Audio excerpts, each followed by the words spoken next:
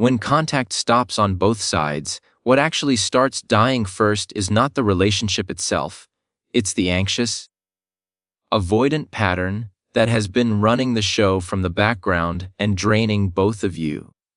Because for so long the real relationship wasn't just between two people, it was between two nervous systems locked in a loop, one wired to chase safety and the other wired to chase distance, and every text, every argument, every emotional reconnection was really about feeding that loop, not healing it.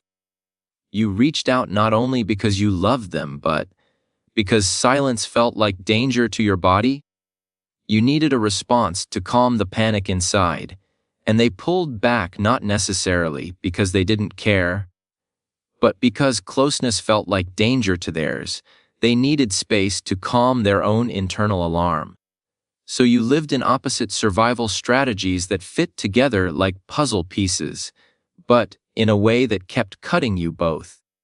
Every time you messaged after they withdrew, the pattern got stronger.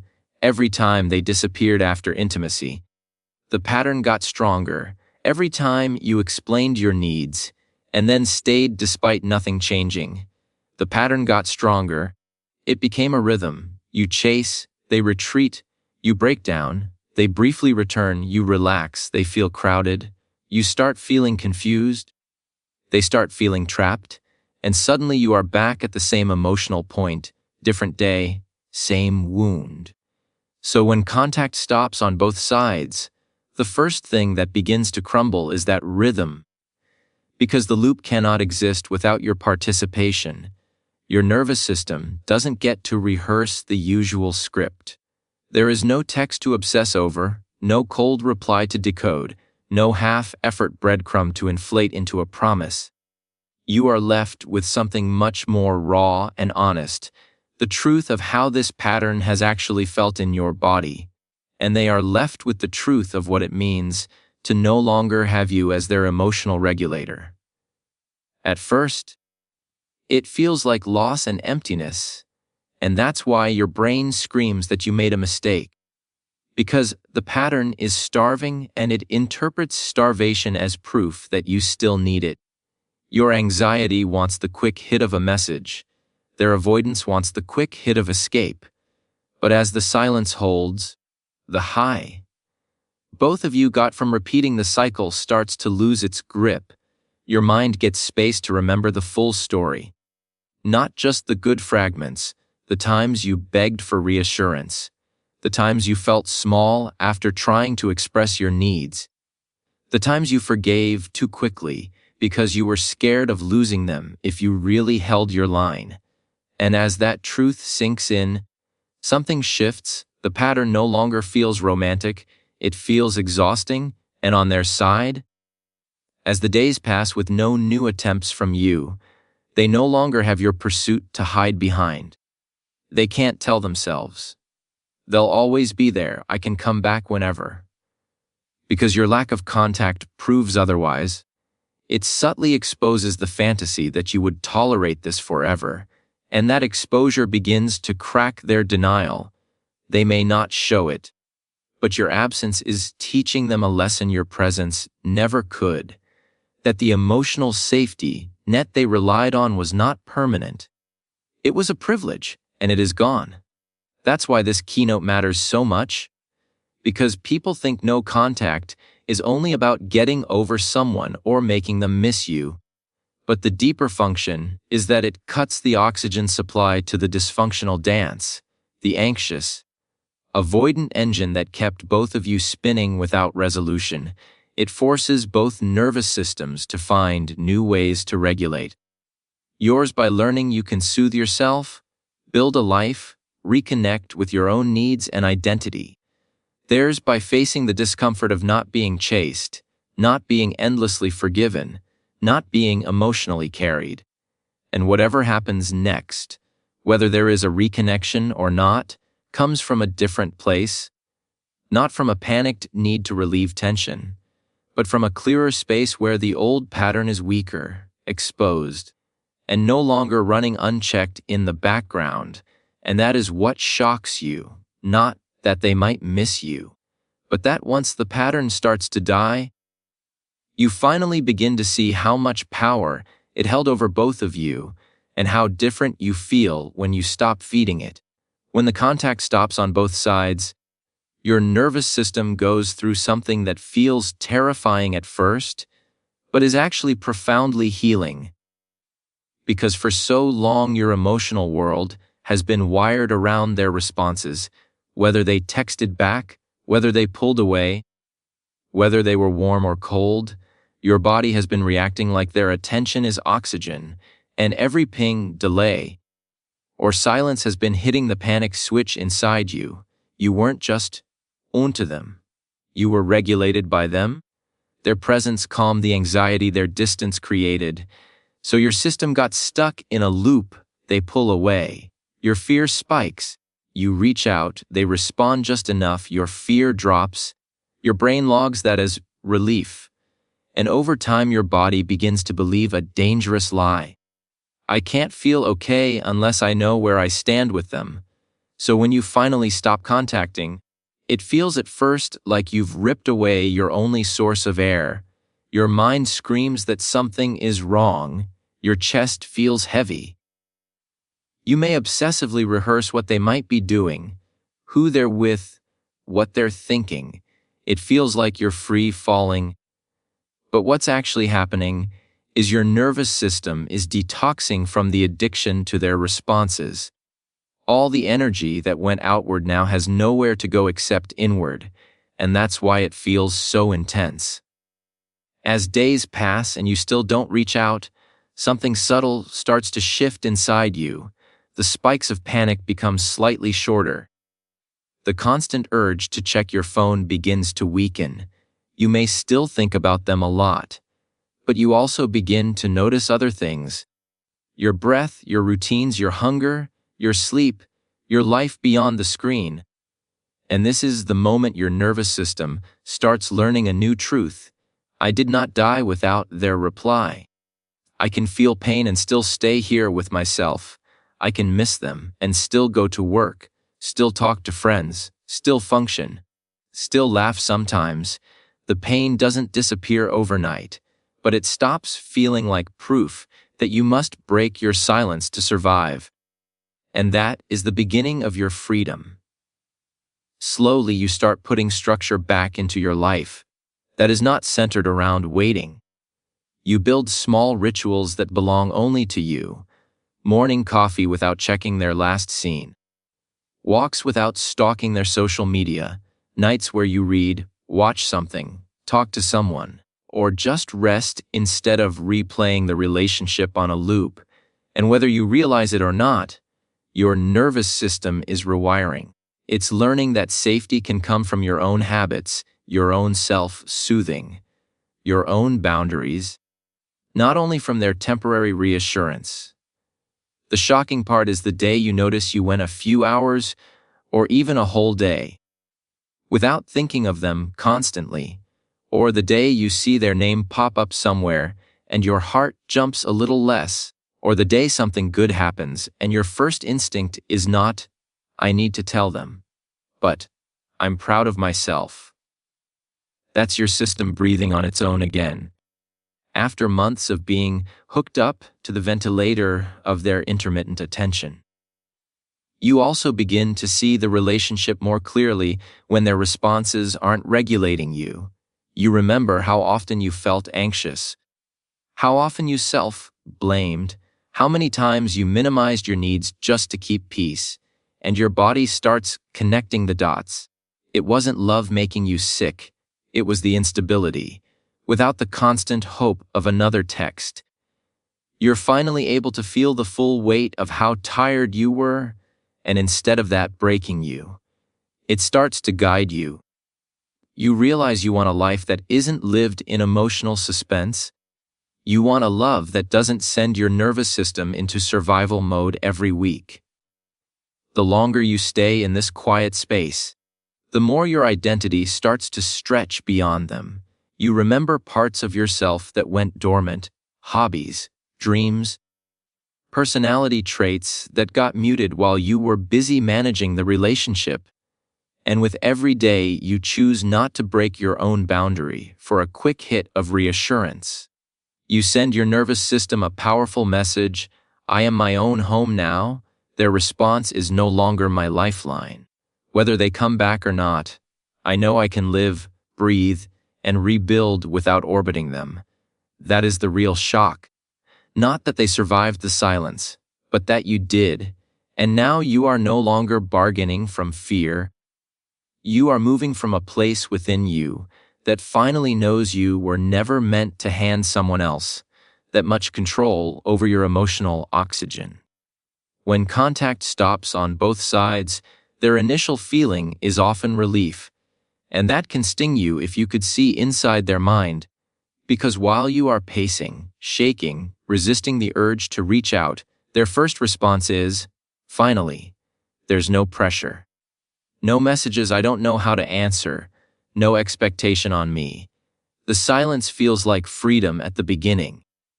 Not because you didn't matter, but because their entire nervous system is built to equate distance with safety. So of course they relax when the emotional noise dies down.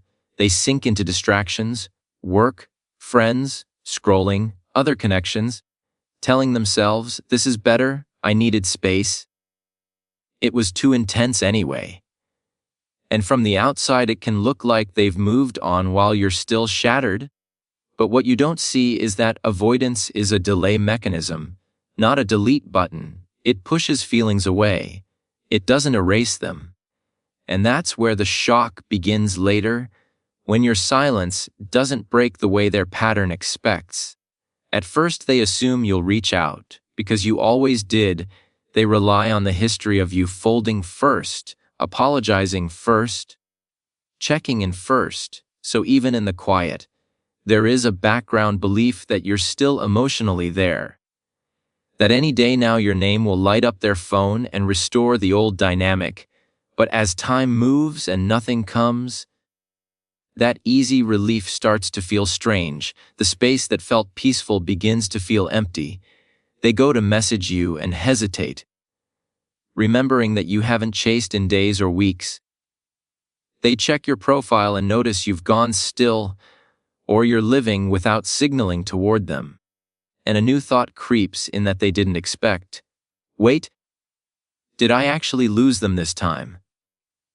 That's the beginning of the delayed shock, and avoidants are experts at running from that moment. They double down on business, make jokes, swipe through apps, tell themselves stories like, they're better off without me, or we weren't a good fit anyway. But emotional truth doesn't disappear just because they narrate over it.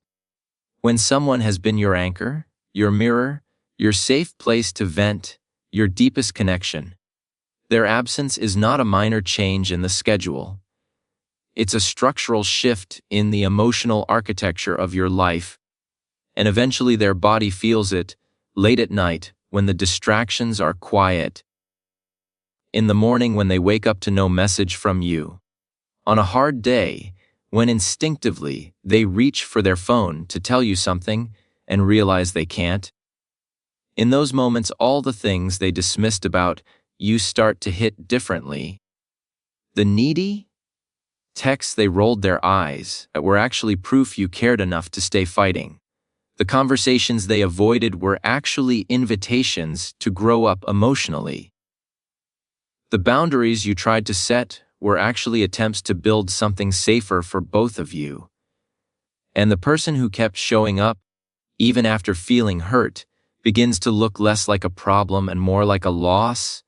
That's the shock, not a dramatic lightning bolt, but a slow, creeping awareness that the very connection they couldn't handle is the one they can't quite forget.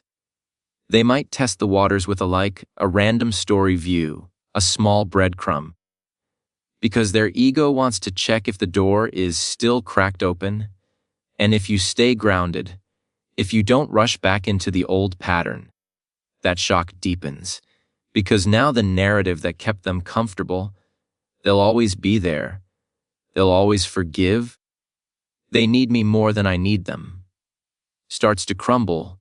Your silence proves that you were not permanently available, that you do have a breaking point, that you can rewire your life around your own peace instead of their avoidance. And nothing confronts an avoidant more than losing the person who did all the emotional work, the one they secretly leaned on while pretending not to need anyone. Your needy energy that they once criticized is now felt as a missing warmth, a missing mirror, a missing stabilizer. And that gap is where the real shock lies, because they realize that the person they treated as too much was actually too generous, too patient, too loyal for how little safety they offered in return, and whether they ever admitted out loud or not. A part of them knows they misjudged you, misused the bond, and underestimated your ability to walk away when staying meant abandoning yourself. Mutual silence forces genuine choice because for the first time there is no one pulling, no one chasing, no one rescuing the connection from its own imbalance. And that means whatever happens next is no longer powered by panic, obligation, or habit. It is powered by free will, and that is exactly why it feels so scary and so honest at the same time. Because think about what used to happen before. You felt the tension, the distance, the mixed signals. Your nervous system freaked out, and you reached out, you called, you texted, you explained, you asked, "Are we okay?" You opened doors, you extended olive branches, you did the emotional CPR, and whether they admitted it or not, the avoidant part of them was relying on that. They built their comfort on the assumption that if things got too quiet, you would eventually crack. Their fear whispered, "You don't have to move, they will." So they never had to truly decide. They could drift, shut down, stay half in and half out, because your pursuit protected them from ever facing the full consequence of their indecision.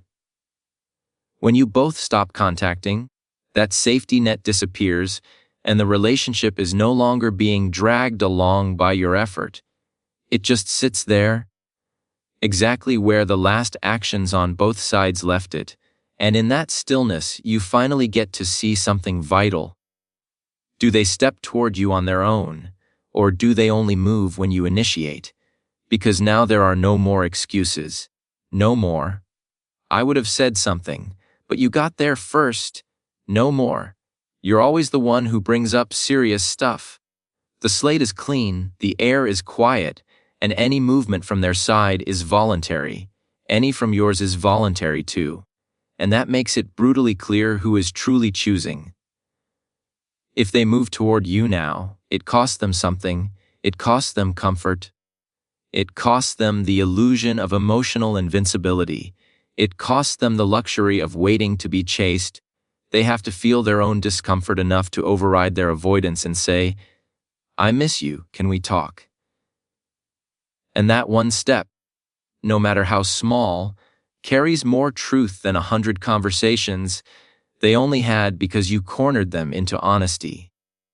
It means the silence didn't just bother you, it bothered them. It means the gap between you was not just your suffering.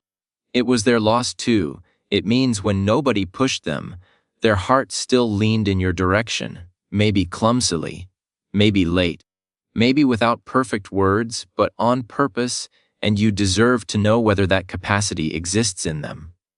If they do not move, if they stay in their bubble, their scroll, their work, their distractions, if weeks pass and their side of the line stays empty, that is a choice too.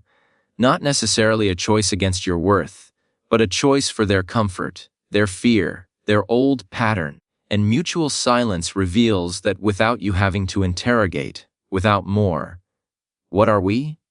Without dissecting every word, you learn from the absence of action. You learn that they are more attached to their familiar distance than to the risk of showing up, and you stop romanticizing potential, because you finally see where their feet actually stand when no one drags them forward. The shock here is that for the first time, you are not trying to influence their decision, you are watching it. You're not writing their lines with your effort. You are reading their lines from their behavior, and that gives you so much information. Information you never had when you were always one text ahead, always cushioning, always fixing.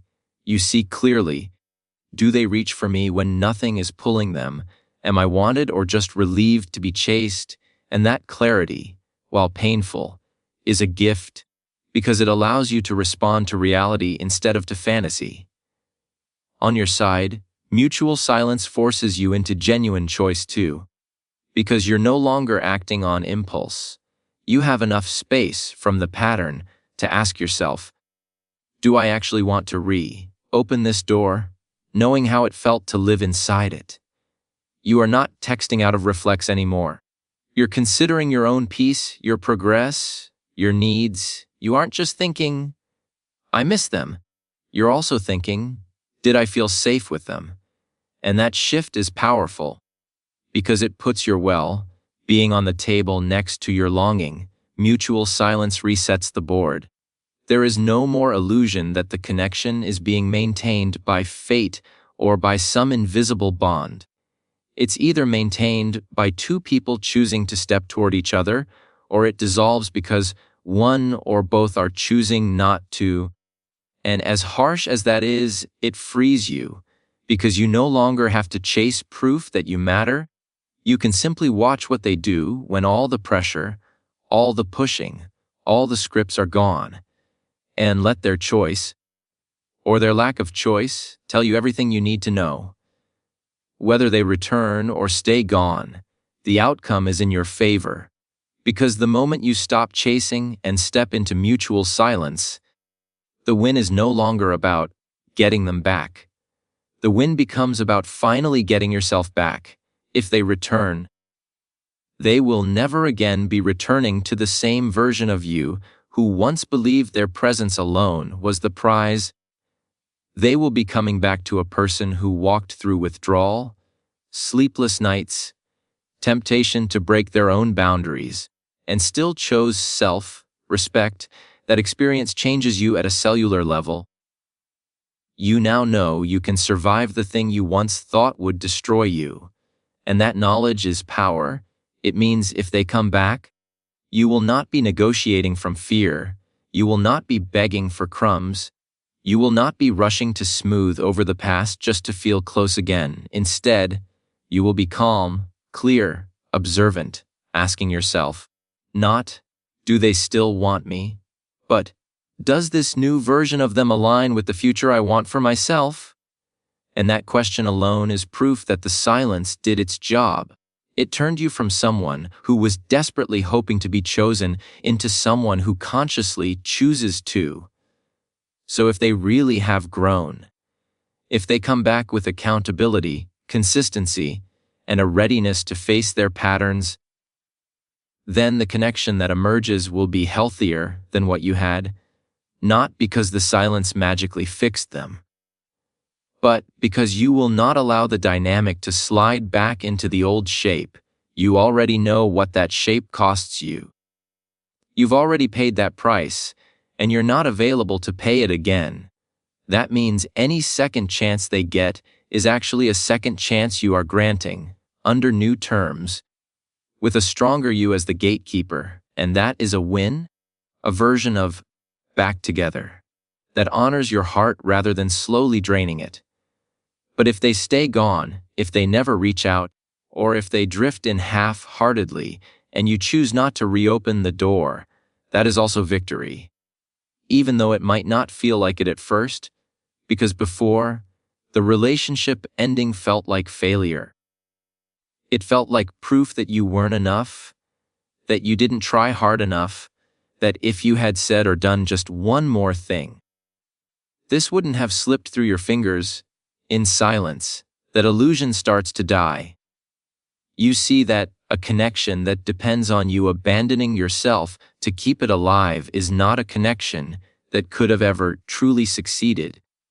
No matter how perfect your words were, or how patient your heart was, when they don't come back, or when they come back unchanged and you stay firm, you may feel grief, but you also get something you never had while you were stuck in the cycle. You get proof not guesses. Proof that they are either unwilling or unable to meet you where you are, and that proof, while painful, frees you from the endless what ifs. It allows you to stop replaying the past like a movie you might still edit. It allows you to walk forward knowing that holding on to them would have meant continuing to abandon yourself. Either way, the silence serves you. If they return ready to do real work, the relationship that forms is built with a you who is awake, grounded, and less likely to tolerate hot and cold. You will ask for clarity without apologizing. You will require consistency without feeling guilty. You will recognize your own patterns too, your own tendency to overextend, and actively choose not to do that again, and that creates a new template for love, one where your needs are not treated as an inconvenience if they do not return. The same silence that once felt like punishment becomes a doorway into a life where your energy is not anchored to someone else's indecision, where your days are not spent scanning for signs, where your worth is not dependent on whether one avoidant person ever decides to finally show up. You begin to see that the real gain was never about having them in your arms. It was about having yourself back in your own. You become someone who knows they can love deeply and still let go, someone who can grieve and still choose what is healthy, someone who will never again build their entire identity around being chosen by a person who cannot even consistently choose themselves. So yes, what happens next might shock you, because you were sure the silence would destroy you, but instead, step by step, it rebuilds you, and whether they re-enter your life as a better, more conscious partner or stay a completed chapter in your story, you end up exactly where you were meant to be, standing on your own side for the first time in a long time.